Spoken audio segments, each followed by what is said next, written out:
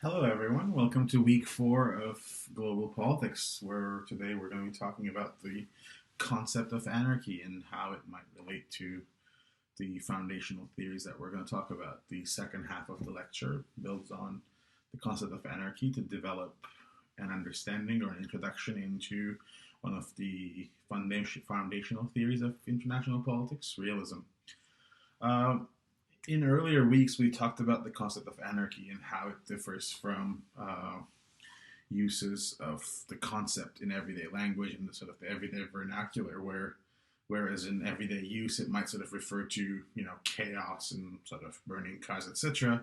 In international politics, anarchy refers to a lack of overarching global government, and we talked about sort of the genealogy of the word, how it sort of enters into English language from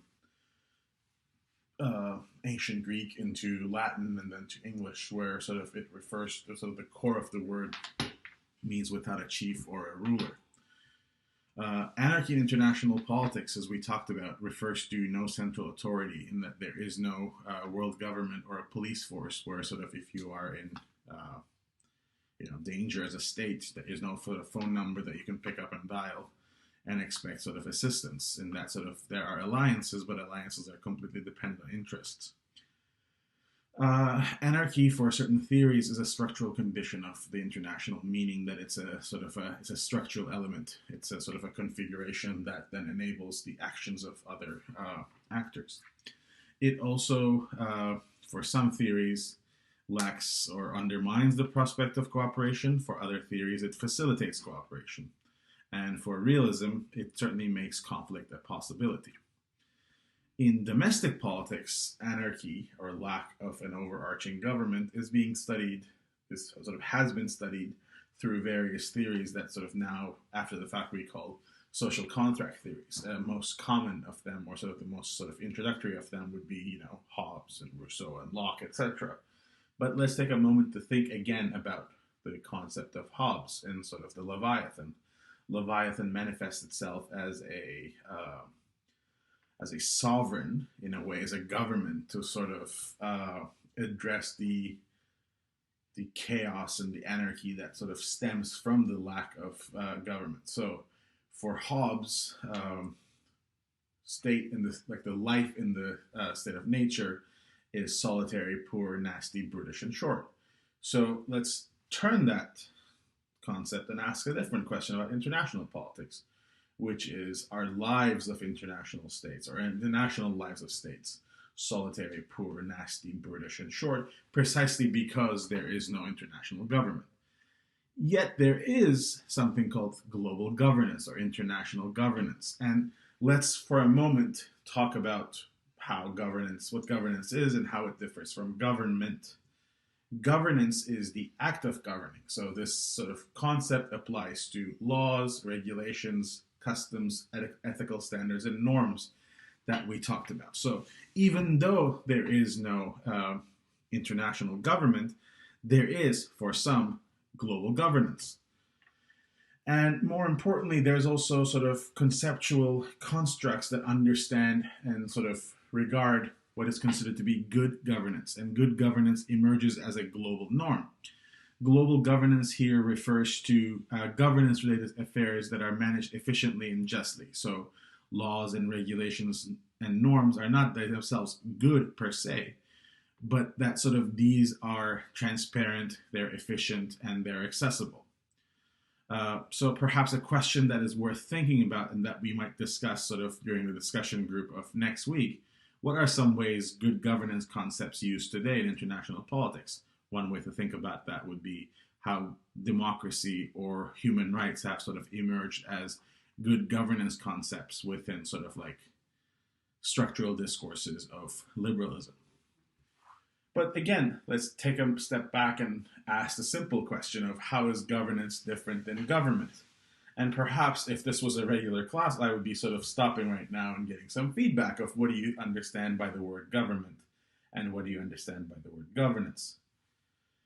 So some of you would have said, oh, government is the government. It's the governing body of a nation. So we have a Canadian government. Or government is a system by which a nation, state, or community is governed. So we can have a secular government, a democratic government. Government could also be the action or the manner of controlling or regulating the nation, organization, or people. Or it could be the people that are sort of currently in the office at a given time. So currently in Canada, we have a liberal government. Perhaps it's also important at this point to sort of, for the purposes of this class, and really for the purposes of any kind of discussion of democratic societies, let's separate the concept of state and government apart. Let's sort of say, okay, states are here, governments are here. So even though there is no global government, we do have global governance.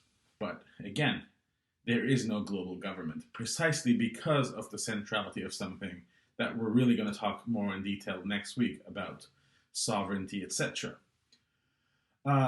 Because in the current structure that we've sort of developed, really sort of starting with the Westphalian order all the way to sort of contemporary order, sort of like post 1945, we have put states at the center. So states have both an inside and outside relationship with international global governance. In a way, states can take part in them, and only they can take part in them. But their rules are not always binding. In fact, they're very rarely binding in that sort of they can sort of say, okay, these rules don't apply to me. I'm going to pull out of this treaty, right? Let's think about the ways in which Canada have engaged with the climate regime. We've sort of said in times, okay, we are going to sign the Kyoto Protocol. Oh, we're going to pull out of the Kyoto Protocol. Oh, we're going to sign the Paris Agreement. But a different government can come to power and sort of say, we're going to get out of the Paris Agreement. In the same way, we can sort of think about conflict and cooperation during COVID, right? So given that there is no global government, centrality of sovereignty and the rational choice of states dictates how states sort of, whether they choose to cooperate or compete among themselves to sort of get to the limited resources.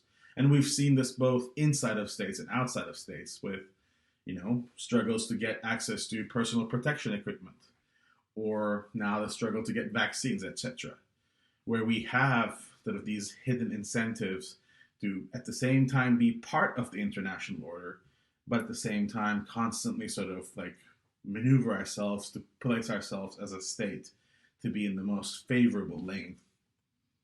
And that requires power, that requires an understanding that is not always there.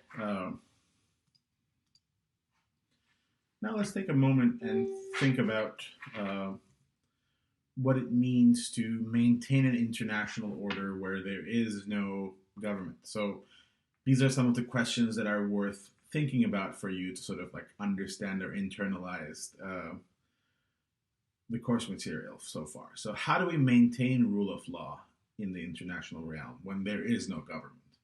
Or what limits state behavior? Or how do we maintain international relations in light of the rational choices of states? These are important because they'll sort of like perhaps allow you to critically reflect on the material that you're reading, your understanding. So I would use these questions perhaps to sort of like frame or think about how you would answer these questions, because then you can sort of think about the course material that you've learned so far and perhaps critically reflect on it. And another question that we will talk about during the discussion group, and these are sort of the three questions that we will get to, is that if there is no global government, well, why should then states behave themselves? Or what is stopping a superpower like the United States from dominating the rest of the world? Some of you might say, well, it's already dominating the world, but why is it just sort of dominating in certain ways? Why doesn't the United States just invade every other country? Not that that's feasible, but even it's the sort of, if international politics is about imagination, then perhaps it's worth thinking about why are certain things happening, why are others not happening? So in that case, why is this not happening? Or how can we have international laws, norms, principles under anarchy? Why are certain things persisting under anarchy? And, some of like a theory that we're going to now start talking about looks at international politics from a different point of view that sort of argues that these things are there, like international laws, norms, and principles, because they allow states to survive. They allow states to make the most of international system. In other words, international laws are only there, international norms are only there because it allows certain powerful states to maximize their ability. And in many ways, then sort of international politics becomes a game of Survivor, and like literally like the sort of the TV show Survivor, where you make certain alliances, you sort of defect from those alliances, you struggle, you gain resources, you collect resources, you gain favors, etc., to survive and outstand and outwit and outlast your opponents. And survival in global politics can take many different forms. So in this lecture, we're talking a little bit about what realists, and in particular classical realists, consider to be survival in world politics. And for classical realists, it's the idea of power politics that informs choices of states. So origins of realism goes back a long time. It goes back to Thucydides, and where he talks about the sort of the war in ancient Greece between Athens and Sparta, where he looks at how war demonstrates the logic of power politics, the pursuit of power and interest. And this sort of war is, in a way, characterized interstate relations. It's become sort of an insight into understanding interstate relations and conflict, rather than cooperation and guided action guided by moral principles. In other words, Thucydides argues that sort of power politics is the defining characteristics of international politics or interstate relations in ancient Greece, and then also sort of for, every other kind of international order since then. And building on this sort of understanding of power politics or realpolitik, Machiavelli advises future princes to break promises when there's an interest to do so, and that it is often better to be feared than loved. So that moral behavior is a luxury for both Thucydides and Machiavelli, in that this kind of understanding of moral or ethical actions is only possible under certain conditions of human existence, and international politics is not one of them. And in the same way of this sort of understanding of the fear and the sort of the uncertainty of the future, there's also the sort of the second pillar that looks at the social contract theory of Leviathan, that sort of, observes that sort of certain conditions of life under anarchy can be a result of anarchic human nature, and that we need to give up certain liberties for security, and we have to subscribe to a certain power of a sovereign in domestic affairs. But if you sort of like take that to international relations, where there is no sovereign, where we're not giving our power up to sort of an international sovereign, what we're then doing is to sort of maximize our power and in a way place ourselves in the position where we're most able to survive international politics, so sort of the international anarchy. And this understanding of, realism, sort of that comes from Thucydides to Machiavelli to Leviathan through sort of Hobbes, comes to international politics through the works of E.H. Carr and Hans Morgenthau, etc. And they all sort of refer to Thucydides and Machiavelli and sort of the Leviathan, where they're sort of asking a puzzle, where they're sort of engaging with a puzzle, where they're asking, do we need a sovereign entity to peacefully coexist? How can states ensure peace? And we're going to talk about sort of the classical liberal responses to this question in later weeks. But in this week, for classical realists, human nature is self-interested. Human nature is rational. So human nature creates the sort of the conflictual basis of international politics. So then they ask themselves a second question. So to this question, their first set of answer is they need to maximize their power. States need to sort of be more powerful than other states to survive international anarchy. So then they ask, well, then what can states do to survive power politics? Well, there's a number of things. They can build their military capabilities. They can develop their economic capabilities. They can have alliances. They can have nuclear weapons, etc. They can develop capacities to ensure that they are They're safe against aggression. So for realists, states are the central actors in world politics. They are significantly more important than individual citizens, international organizations, NGOs. In that citizens form the state, but once they're sort of inside the state itself becomes a central actor. International organizations are created to maximize state abilities, and NGOs are sort of, they construct norms, but at the end of the day, states have the power. States exercise power both internally and externally. So they exercise power on their population, and they exercise power externally against their sort of neighbors and foes, etc.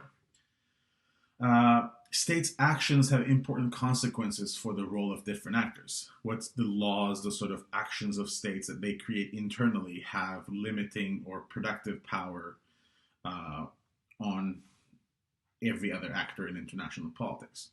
States use authority, influence, and coercion to sort of practice power politics. And for realists, the essence of state power is to change behavior and dominate the structure.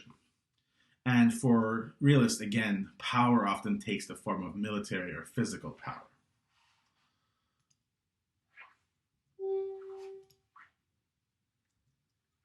States are power or security maximizers, meaning that states do their most to sort of accumulate power and accumulate capabilities to maximize their security. Because states are constantly worrying about the uncertainties of the international, meaning that they're not sure about what other states are doing. So there's this constant concern that other states are building capabilities that undermine another state's or your state's capabilities. So they are constantly suspicious about other states' intentions and other states' sort of actions. So there's this constant fear. And in international politics, this is referred to as the shadow of the future. In that, because the shadow of the future looms large, states do things that may or may not seem ethical or moral at that time. So one way of thinking about that would be our sort of question of security politics, the kinds of things that we do in the name of security, whether that is sort of building nuclear weapons that kill millions of people or is capable of killing millions of people, to sort of everyday security practices that we do at borders, etc. These actions may not seem ethical or moral, but from a realist perspective, they're justified as sort of means towards an end. So within this sort of realm of ethics and power politics, for realists, all is fair in war. So that as the saying goes, all is fair in love. For realists, all is fair in war. And in many ways, we've seen the sort of the domestic consequences of this quite a bit when we sort of have taken, bits of our liberties and bits of our understandings of equality and freedoms and justice to create a sense of security. And we have seen this with the revelations about the NSA in the United States, or sort of the airport security apparatus that has emerged since sort of 9/11, that have in a way, curbed our freedoms in the name of security. So that is all to say that we have to understand that realists, especially sort of classical and neo-realists, operate on a platform where they're not particularly concerned about moral righteousness or moral sort of high ground. They're concerned about survival. So the assumptions of realism or classical realism are that states are central, and these states are driven by power and their self-interest. They are, as such, rational actors that look after their own interests. International order is anarchic in that there is no supranational authority or supranational government. And the aggressive intent of states combined with anarchy means that conflict is an ever-present reality of international relations. So the key terms that they operate around are sovereignty, independence, and self-control. So international organizations and international law, the things that we talked about as global governance, are only effective if backed by force and sanctions. So it only works in the interest of superpowers. So realists do not place much emphasis on on ideas or imagination in international politics.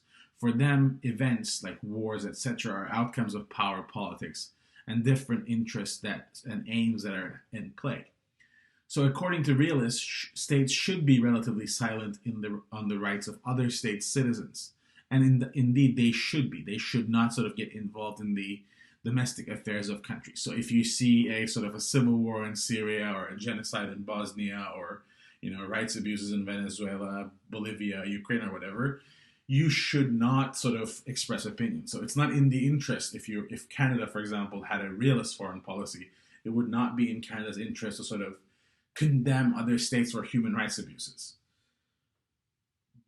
because it doesn't have any immediate sort of return.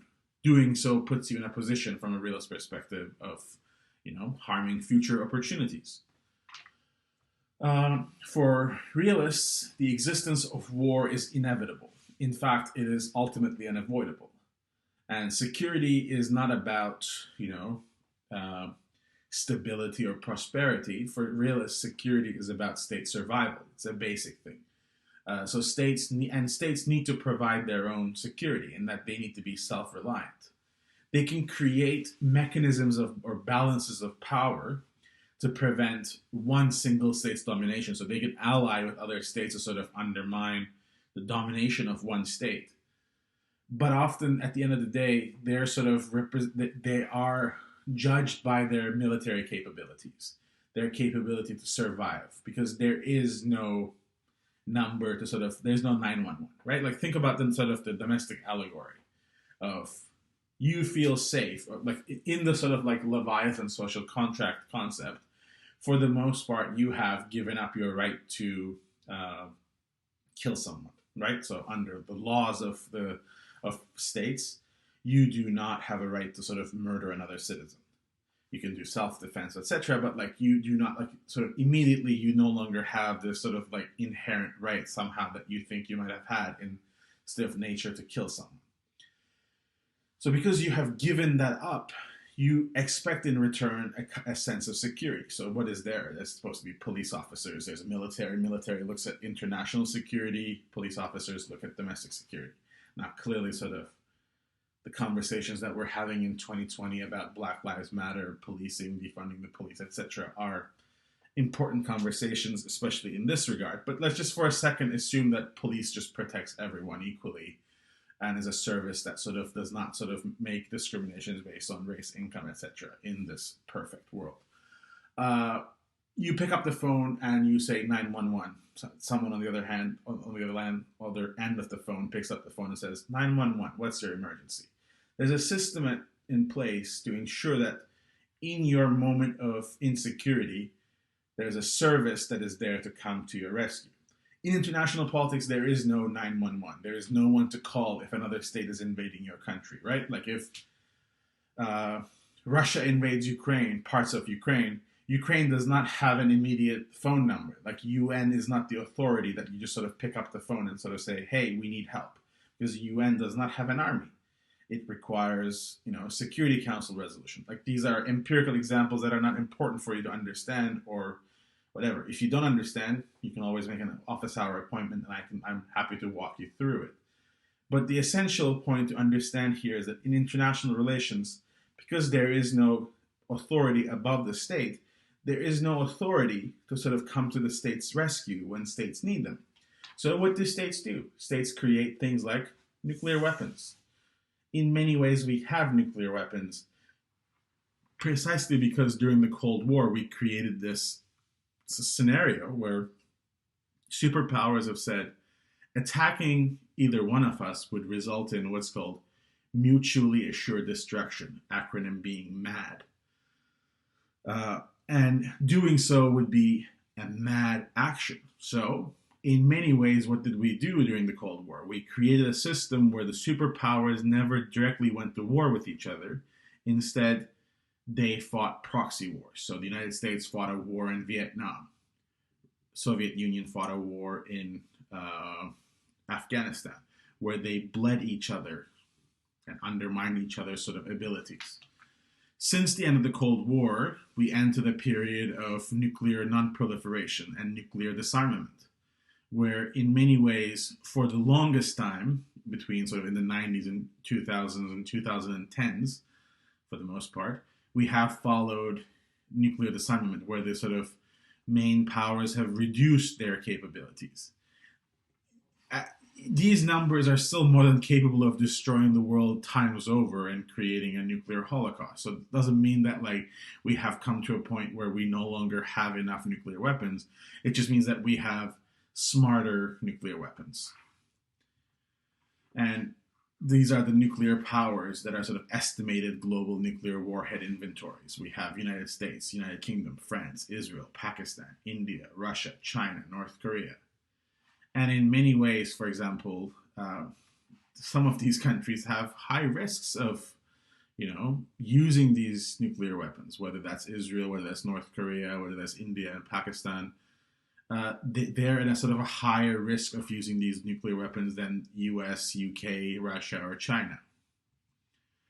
And International Association of Nuclear Scientists have this thing called doomsday clock, where they are trying to figure out, based on international peace factors, where we are in terms of how close we are to doomsday. So this is sort of like their closer moments. So in 2015 and 2020, we're I think at around, or in 2019, we were around sort of a minute to midnight, in the same way that around 53, we came 2 minutes to midnight. In many ways, sort of you see sort of end of Cold War, we have really moved away from midnight. Midnight being sort of like a, potential of war among superpowers being sort of like real close.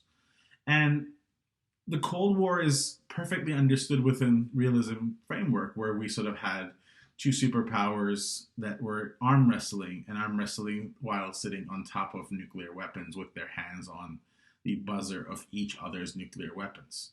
And in many ways, the politics that define that era is understood as realpolitik, where this is an understanding of politics that is primarily based on power and on practical and material factors and considerations, rather than ideological notions or moral or ethical premises. So in this kind of foreign policy or international politics, you do what is necessary or possible rather than ideal or desired. So this is in many ways pragmatism and realism combined. And this is the politics of necessary evil. So the most sort of perhaps embodied personality that embodies realpolitik is Henry Kissinger, which was the American Foreign Secretary during a number of administrations in sort of the 70s, 60s, 70s, where he brought the understanding of realpolitik to American foreign policy, where sort of said America is not necessarily a force of good in world politics, but America does what is necessary for American interests in international politics. So America is comfortable making alliances with dictatorships, or America is comfortable bombing, countries like Laos and Cambodia, if it means that it stops American deaths in Vietnam. So it's stuff like that that is sort of like an essential part of realpolitik, these sort of calculations of what is necessary rather than ideal, moral, or ethical. So if we were to sort of summarize the gist of classical realism, we would come to the sort of conclusion that classical realism is about power politics, and it's sort of developed as a rejection of idealism, which we're going to cover next week. And that states are central, and they're motivated by national interest and driven by power. So realism is more than just a theory for many. Realism is a survival guide. It gives you a step-by-step instruction on how to survive as a state in this sort of international order. And that it provides a clear distinction between domestic politics, which is pluralistic, etc., where you can sort of care about ethics and human rights and democracy, etc., and international politics, where you put forward realpolitik, where it's not necessarily about human rights and democracy, it is about what is necessary. But let's take a moment, and before we sort of end the lecture, let's think about the criticisms of this. So in many ways, the criticisms of this theory that we're going to see is that this is too simplistic of a theory. The world is so much more complex than it can be sort of like boiled down to national interest or realpolitik. That there is possibility of real change of actors. And that in many ways, in the 2020, states may no longer be the only actors in international relations, where, even K-pop groups have perhaps more of a clout than some states in international politics, or as we talked about in our discussion groups, corporations have more wealth than international politics. So, in many ways, realism, especially classical realism, uses selective historical facts or examples to make cases about human nature. And that it views the world from a very narrow ethnocentric perspective of European history. And that oftentimes states might have mutual or collective interests. Now, this does not mean that classical realism does not offer insight. It certainly does. If it didn't, we wouldn't be talking about it. But it's also important to understand that it is just a perspective, one of many perspectives that we're going to talk about. So, realism is then just one theory, not the theory of international politics, but it is a rejection of idealism. So, it is not about how things ought to be, but rather about how they are. It is a broad school of thought. There is a great deal of diversity within it. And that realism emphasizes the importance of states, interests, and power. And while it is not possible to change the world, it is possible to survive within it. So, building on this, next week we're going to talk about classical idealism and concept of sovereignty, etc. But, go over these slides, and this week we will talk about discussions of last week's slides, discussion groups, but then next week we will talk about these slides. So I hope you're all well. I hope you all have a good Thanksgiving, and hopefully I'll see you guys in discussion groups this week. Take care.